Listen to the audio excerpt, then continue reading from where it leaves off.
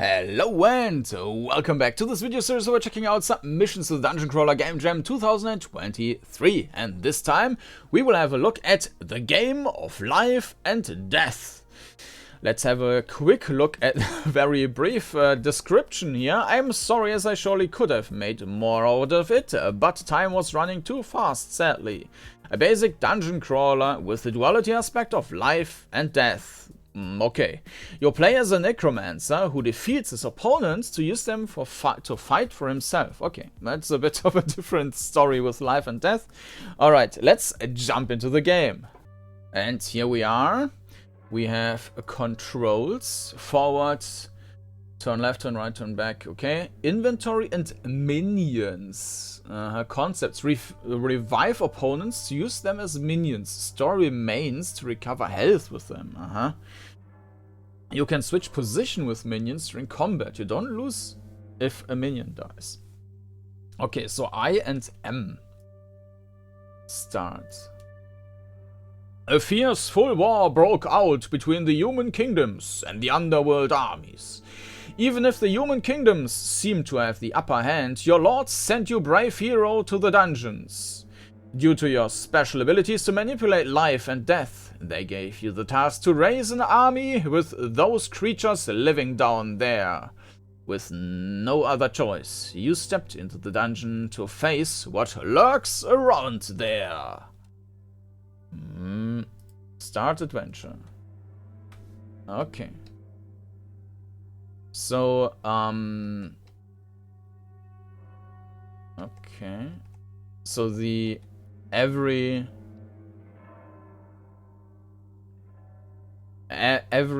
tile is basically a room.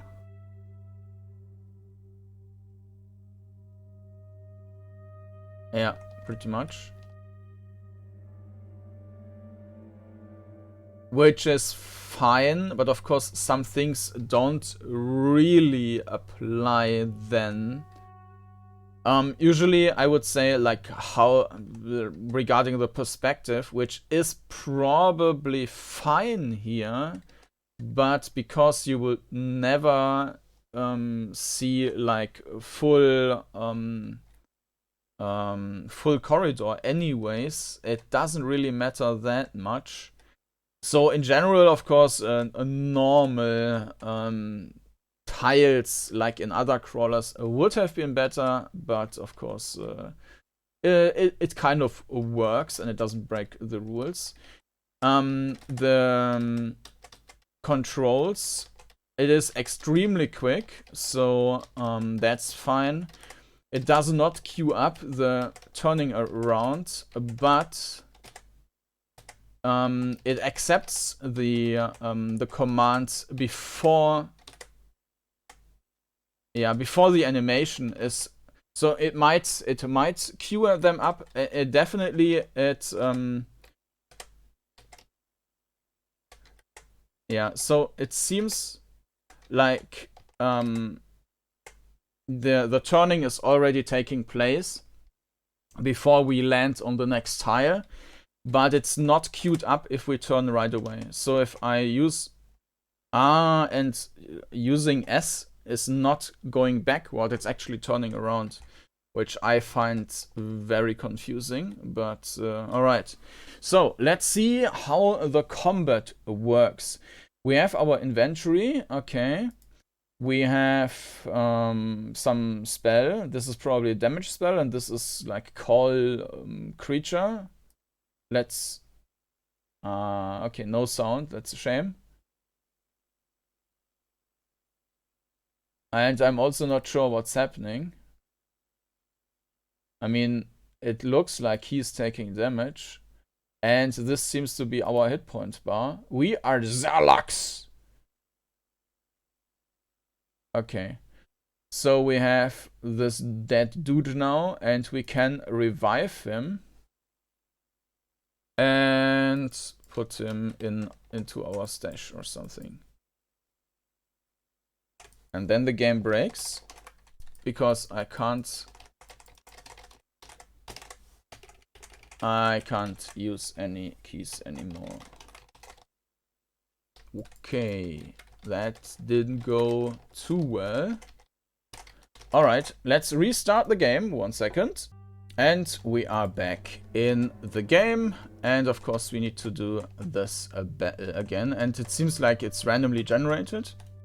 Okay. So, let's start and do this fight again. Well, we can click on this one, but I don't think that it will do anything.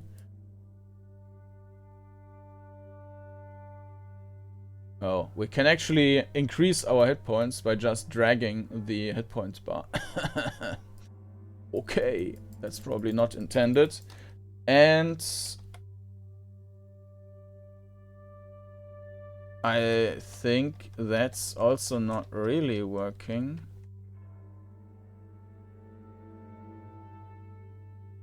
We can just go past, and I think this game is extremely broken.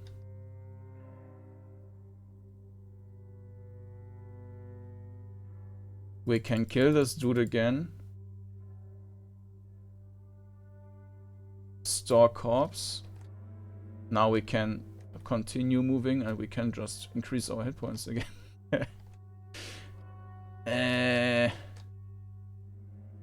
Okay.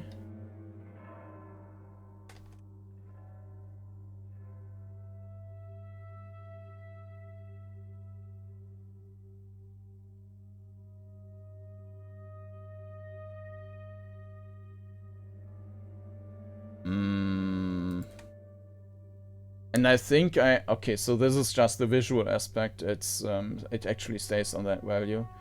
And I think there's no cooldown, so I can just spam that. And no, this. Okay. You lost. How disappointing. May your bones serve better than your living self. Don't fail again. Flee. Flee is actually closing the game down. Yeah. Okay. Let's start again. And yeah, unfortunately with that, with these chambers, so I think we had in the last game, we had Larrikin of Splore, I think. And in that game, you had a similar concept. But if I move to that room now, I could see that left and right would have been an entrance. And here in this game, I am completely blind. So while the perspective in the normal sense would be fine, like you can see the floor and maybe the right and the left wall, because all entrances are doors which have a wall, this doesn't mean anything. So this is basically an opening here. And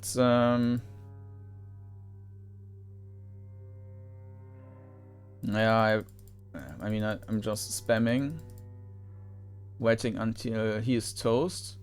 I now revive him, and he should be a part of my army. And my controls are dead. Okay, I think, well, let's do it one more time, but I think that game is basically broken.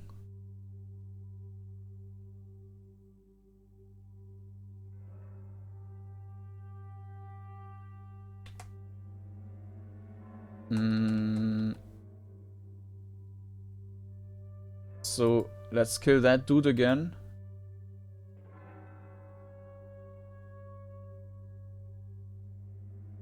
I mean, it's also not the most exciting combat.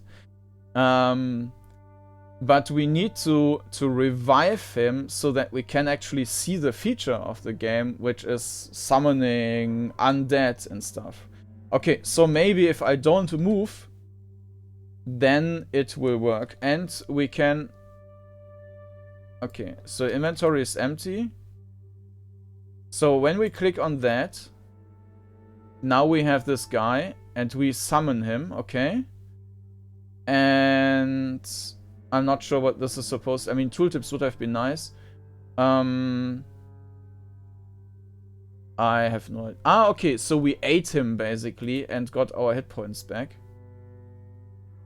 But it only destroying them only filled up our hit points bar, not our hit points. So as soon as we got an attack, it was comparing the hit point bar with the actual variable and then refreshing the hit point bar, showing the actual variable, showing that we didn't actually receive hit points, but just that the bar was filled up, I guess. Either way, so now this bar is full again. You dominated that creature. Revive. And we continue. Now why do we have 2 now? Okay, we have this guy now. But the instructions said that when this creature dies, it's not a problem, but I don't see store corpse. Okay, and we ate it and got our hit points back. And the game is dead again. And escape is actually closing the game. Okay, so I guess let me switch back.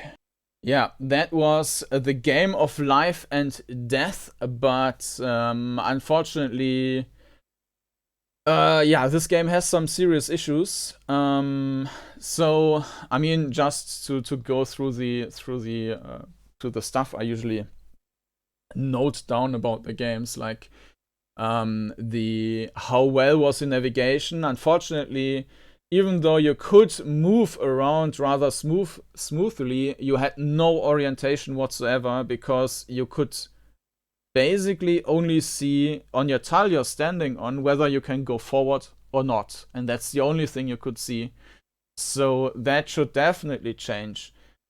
As mentioned before, even if you do that every single tile is a room, which you can do in theory, yeah, you should be able to see whether you can turn right and left, so that you know where to look to. Otherwise, it's just like a waste of time turning around. Okay, I'm in a new room now. Where can I go to? And it's not helping with your orientation. So also, I think there wasn't any map. So the orientation is really a big problem there. The combat mechanics, that was only clicking on enemies. I'm not sure if the summons contributed in any way. It was not visible to me. I could eat the summons basically to heal myself, but that's about it. So it was really bare bones. You click on enemies or click on the spells, and then the enemies die. But there was no mechanic behind it. Yeah, and then for the content, I'm not sure how far the game would have been built, like how far we could do, how much enemies there were, something like that. We saw 2 enemies now, this goblin guy and the skeleton, and they didn't differ, besides of the skeleton being stronger. Seem to be very bare bones as well. Like the art and how it was put together was fine, but again, the style needs to change, because if we can't see left and right, this asset is basically not usable. At least, I mean, it doesn't break the rules, but it's not, you can't really navigate there, and it's not fun. And the theme implementation, I think that's fine with the life and death and necromancer. It's a decent idea. The sound, yes, you had a little bit of music, but no sound effects at all. But that was also a bit lacking, or a bit, yeah. So and of course, yeah, the game was also incomplete in terms of it just broke with basically every combat. If you move, or if you do a couple of things, the game breaks. So I like the general idea of this necromancer and building your own army or something and going through the dungeon with that. But yeah, there are plenty of issues which would need to be solved with the game of life and death by Mr. Newbe. So maybe, yeah, for a first attempt, maybe not too bad, but yeah, there would need to be some serious improvements to make it really, like, that the mechanics really work in a meaningful way. So that's it for this time. If you are interested in seeing more crawlers, more submissions to the Dungeoncrawler Gamejam 2023, then make sure to subscribe to the channel. I thank you for watching and hope to see you again next time. Bye bye.